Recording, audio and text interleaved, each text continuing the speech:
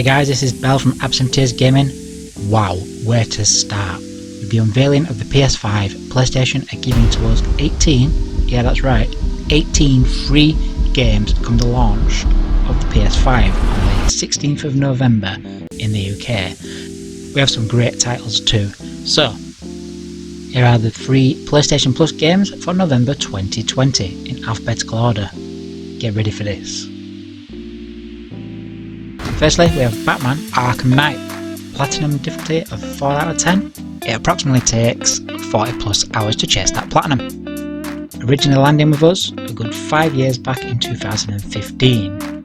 Now, since the first Batman game, Arkham Asylum, which brought us a whole new, fresh beginning for a superhero action type game, Arkham Knight brings us a sense of a finale. It focuses on a strike and counter attack fighting style. It expands on Arkham City's open world with a larger, more detailed version of Gotham across 3 beautifully detailed storm-drenched islands.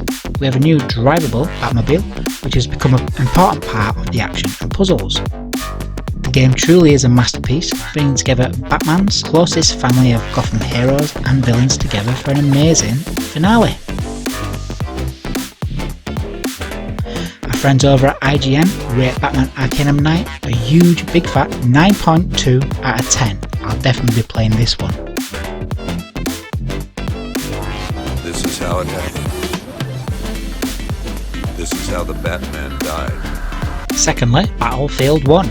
I absolutely loved this game on release at the end of 2016. Spent hundreds and hundreds of hours playing online. It was great fun. Platinum difficulty of 3 out of 10. Approximate time to complete the game, about 26 to 35 hours to chase that platinum. Battlefield's huge scale warfare is as intense as theatrical as ever in the backdrop of World War I. You need to remember that yes, you are going to die, and die a lot of times. The single player campaign is short, really enjoyable in a really unique, interesting way that's not mainly seen in other types of games of its time. The multiplayer is where it is at, and if you are playing in a group of friends, be prepared to get addicted. The entire game should be played in a risk-reward kind of way. Battlefield capitalises on old school arsenal from World War I. There's no point in sitting back out of the action unless you're firing shells from the likes of a moving fortress or dropping bombs from a bomber biplane. The one is rated in another massive 9 out of 10. Right, thirdly, on to one of my favourites, and I have yet to complete it, Bloodborne. One of the most frustrating but yet satisfying games to ever squeeze its way up from the dark pits of hell back in 2015. It has a platinum difficulty of 7 out of 10 and take quite a grind. Time to complete 35 to 50 plus hours depending on your skill. The game really tests everything that you can imagine that you could throw into a game. It is a truly worthy trophy to chase. You feel all kinds of emotions with this action RPG. It walks a fine line between utter satisfaction to the darkest moments of exhaustion and drained desperation. Bloodborne's semi-open world and hard-earned progression draw heavily from the likes of Dark Souls and Demon Souls that made it a game celebrity. This really is not for the faint-hearted. Losing a battle and starting all over again can really take its toll on you. Being overwhelmed by enemies from horrifying beasts to pitchfork-wielding village folk. Creature design in Bloodborne aims to strike terror in many different ways. Every boss battle brings you satisfaction with every victory.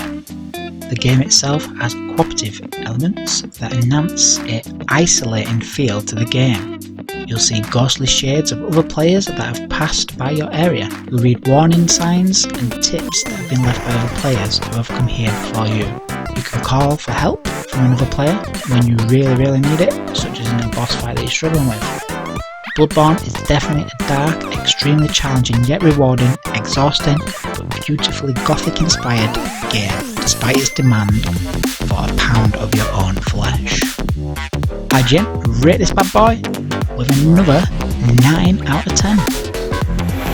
Days Gone came to us last year, April 2019. Got a platinum difficulty of 4 out of 10. It It's quite a grind, it takes 60 plus hours. Okay, so you play as a biker riding through an open world zombie post-apocalypse, seeking answers around his dead wife and smashing zombies' faces in with a crunchy, weighty melee weapon. Sounds great, right?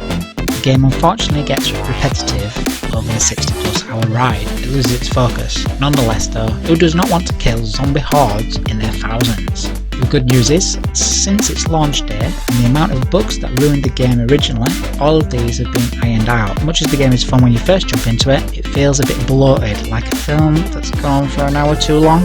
It's a good game, but it is very buried under repetitive, samey missions. It loses its rhythm, I'm afraid. Days Gone gets an okay 6.5 out of 10. It's still worth downloading though. Our fifth game is Detroit Become Human, a linear-driven game where you choose what path to go down and the game will bend your choices with meaningful results. The game hit our shelves back in 2018. It's got a platinum difficulty of 2, pretty simple. Time to complete 20 hours, it's quite short. Detroit Become Human focuses on 3 separate android characters across multiple chapters. Kara, a housekeeper who must care for a little girl called Alex. Connor, a prototype police model whose assignment is to deal with deviant androids. And Marcus, who is a career-driven model who believes androids and humans should share equal rights. You find yourself doing a second playthrough just to explore what other bits of the game you missed out on your first playthrough. Overall, the game gets an impressive 8 out of 10. I absolutely love Fallout. I was a massive fan of the original top-down view of Fallout 1 and Fallout 2 back in the 90s on the PC. Fallout 4 has a platinum difficulty of 4 out of 10. Time to complete 50 to 75 hours, although there is exploits that you can look into. Fallout 4 is a must for any post-apocalypse adventurers. You'll find yourself really getting lost in this post-nuclear atmosphere that blends unsettling gore and death with dark comedy. And the next thing you know, you have spent 50 hours in the game only just to feel that you're just starting to explore the world. Fallout 4 introduces a crafting system where you'll find yourself taking everything that isn't nailed down. This can become annoying as you'll find the majority of the game you're unloading your inventory from all the junk that you've collected. Creating settlements is new to Fallout 4 and you can easily get lost in time. New mech-like armour also comes into play, which you can customise every single piece. It's a little slow on the movement and runs on fuel, but you'll feel like a tank once you find a worthy battle in the wasteland wearing it. For those fellow trophy hunters, the game does have a few exploits to be able to level up quickly or get large amounts of bottle caps fairly fast. World exploration, crafting, atmosphere and story of Fallout 4 are all key parts of the hugely successful sandbox role-playing game. I'd happily gather and hoard weapons, strong companions or villains, making tough decisions, make it an adventure I'll definitely replay and revisit. War never changes. Fallout 4, one of my best games, an amazing 9.5 rating out of 10. Final Fantasy 15, which was released back in 2016 as a platinum difficulty of 4 out of 10. Time to complete approximately 40-60 hours on easy difficulty. Now this was a mixing pot from its fan base. The combat is fully real time. This put a lot of people off the game. It's just not what Final Fantasy is all about. It's always been turn-based in the past. What held the game together was the bond of your 4 characters. It turns monster slaying into a true family bonding time. So ride that chocobo across the beach, hunting iconic Final Fantasy monsters in this more modern Final Fantasy version. IGN rating 8.2 out of 10. Kratos, God of War. Only a couple of years old, from 2018, this one is a definite must. It has a platinum difficulty of 4 out of 10. It takes approximately 30 to 40 hours to chase that platinum. Fresh out of Greek mythological waters comes a non-stop whirlwind of emotions, so please be warned. Kratos has a relationship with his young son Atreus, with a stunning world which is rewarding in itself just to explore, and it has a huge satisfying combat system. If you've played the previous games in the series, you will know that Kratos lived a long life of loss, triumph and plenty of god killing in ancient Greece. Kratos has now started a new chapter in his life, having found love, a family and a full bushy beard in this world of Norse mythology, which is all strange to him, and he is forced to rely upon his son, who he struggles to connect with. The game is truly a masterpiece and the most memorable one to date. I highly recommend it if you have not already played it. IGN give this a massive masterpiece 10 out of 10.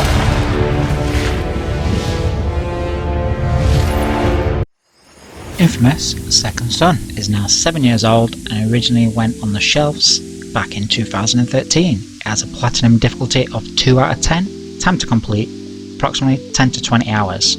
Your character, Delsin, is filled with equal parts of anger and idealism, and the fact that he wields such overwhelming destructive power makes that inner conflict tense. Throughout the game, you either choose how to use your powers for good or evil.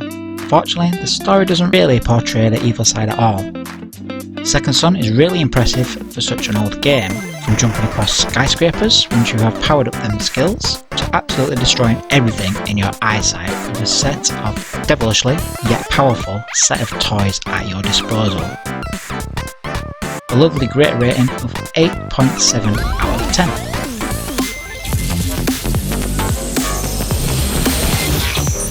I've recently been playing this one. It is Monster Hunter World. I personally like it. It's challenging and it's best played with friends in a party. Nothing beats taking down a huge Goliath of a beast with your friends. There's a platinum difficulty of 4 out of 10. The time to platinum this game is over 300 hours. Only because you need to get all the gold crowns and all the gold miniature crowns for all the monsters in the game. This alone and trying to find large and the smallest of every type of monster can really take some time, let alone to slay them as well. Okay, Monster Hunter World. If you have never played a Monster Hunter game, it is seriously confusing once you start with its menus and combat system for any newcomer. The in-game tutorial doesn't really help newcomers learn very much. Also, is the entire game really about slaying huge colossal towering monsters to be able to make a new set of boots? The game is beautiful, everything from the tar-covered wyverns to the chameleon-looking chicken beast that licks and poisons everything. The scenery is stunning too, and around every corner you'll see something that tells you that Capcom have focused on to make it breathtaking. Overall, another whopping 9.5 out of 10. MK10, it's not the latest Mortal Kombat, but it is a decent one from 2015. Platinum difficulty is 6 out of 10. It takes approximately 40 to 60 hours to chase that platinum. It's rare to find decent beat 'em up, this is one of them. Although if playing online, be very wary that those who live and breathe Mortal Kombat, otherwise you'll find yourself that you won't even touch the floor in a fight. Mortal Kombat 10 has 24 fighters, some of them you will remember from previous or older MK games, although Mortal Kombat 10 has a lot of new characters. Also, you can choose between 3 variations of each character, which puts a whole new spin on those characters' moves and combos. With a detailed MK style storyline, which is a little confusing in places, and some great new fatalities. The crypt. As you play, you will earn MK coins. These coins are spent in the crypt to unlock new costumes, finishes and materials. The downside to MK10 is the in-game purchases. You can buy, let's say Goro, you can buy yourself completely out of the crypt to unlock everything in the game. Personally, I do not bow my knee to this sorcery. Lovely 8.4 out of 10. What more could you want? Persona 5. Platinum difficulty of 3 out of 10, time to platinum over 100 hours. You're in the shoes of a high school student who spends the evening saving the world. By day, you'll attend class, answer quiz questions and live the life of a typical teenager. After school, you'll see the clever concept of invading the minds of corrupt adults who are up to no good and battling psychological demons in order to change their hearts and their minds. Persona 5's labyrinths are fully hand-built and feature unique puzzles and mechanics that vary with the theme of each dungeon and never repeat themselves. Assembling pieces of secret codes to solve a bank vault's cryptogram or positioning tiles to interpret hieroglyphics feel almost like entirely a different game. This gives each palace or dungeon a sense of identity tied to the corrupt target and provides some smart, unpredictable story moments and challenges. Persona 5 is a massive, gorgeous JRPG with well over 100 hours of gameplay for fellow completionists, with more to do than ever and a strong storyline. It stands out as an extraordinary, memorable experience and easily one of the deepest JRPGs of the last decade. Its sprawling dungeon design and stylish, fully realised world are an absolute joy to explore. The Goliath of a rating, 9.7 out of 10. Ratchet and Clank the Remake. Originally on the PS2 back in 2002 and remade for the PS4 in 2016. It's quite an easy platinum, the difficulty rating is 2 out of 10, which is approximately 20 hours. Upgrade your arsenal by revisiting planets you have already completed and using your new abilities to access new areas.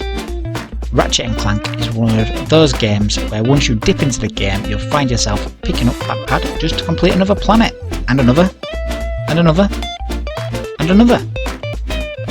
IGN give this a massive 9 out of 10.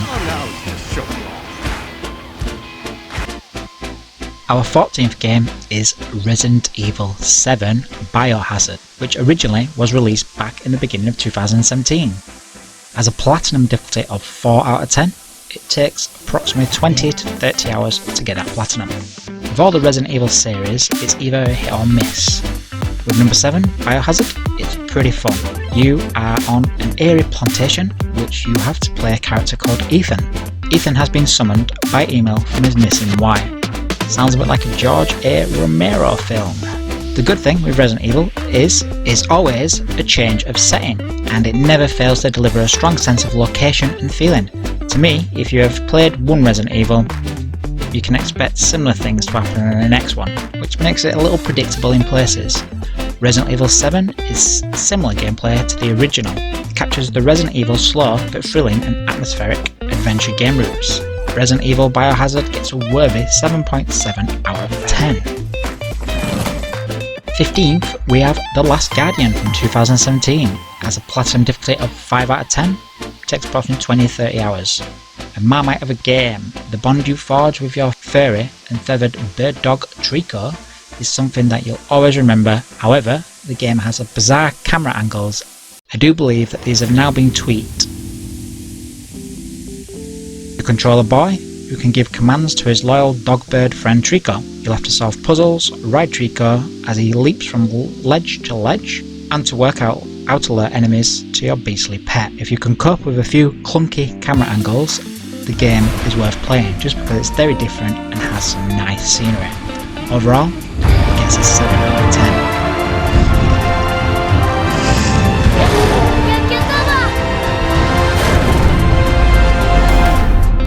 The Last of Us Remastered. It was known as one of the greatest games of all time on the PS3 and the PS4. Platinum difficulty is 6 out of 10. Time to platinum 40 to 70 plus hours. New in the remastered PS4 version is photo mode. You can really soak up the beauty of the game's world here. The Last of Us Remastered is worth your attention with stunning graphics and now better frame rates that smooths out all the gunplay. Also, the DLC will be included for more online maps and mods. Again, another masterpiece of a game. It gets a whopping masterful 10 out of 10 by IGN. That's 10 out of 10.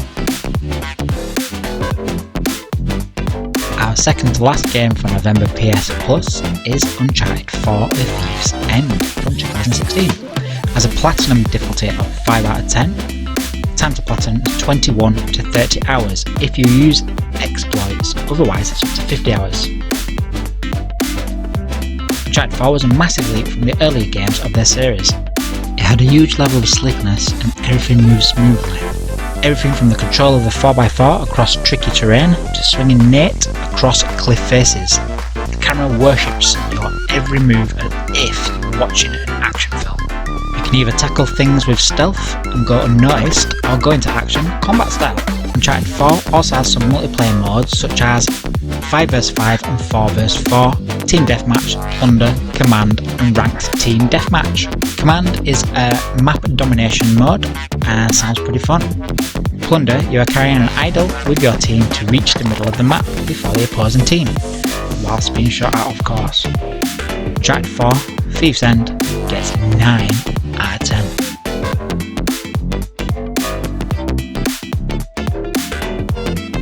Finally, for the 18th game, we have Until Dawn. As a platinum difficulty of 2 out of 10, takes not so long, 15 hours. while the surrounding area features a sanitarium with a large morgue, an abandoned mineshaft and a range of aggressive wildlife.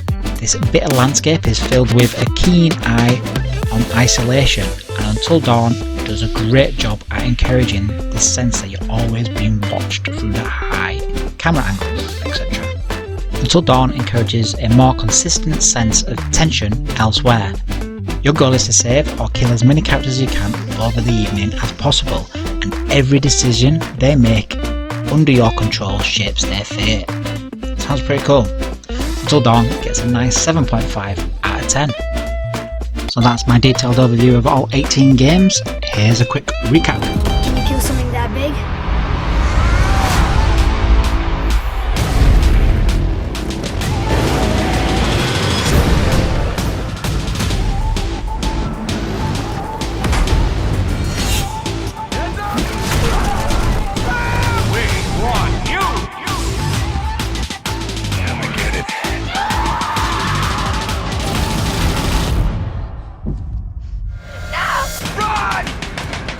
My name is Marcus. My name is Kara. My name is Connor.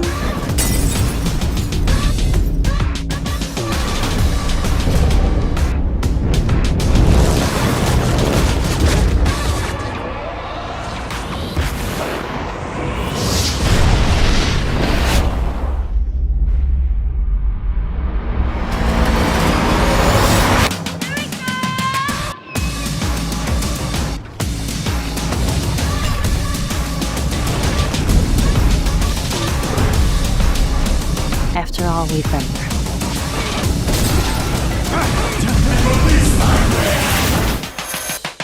It's time.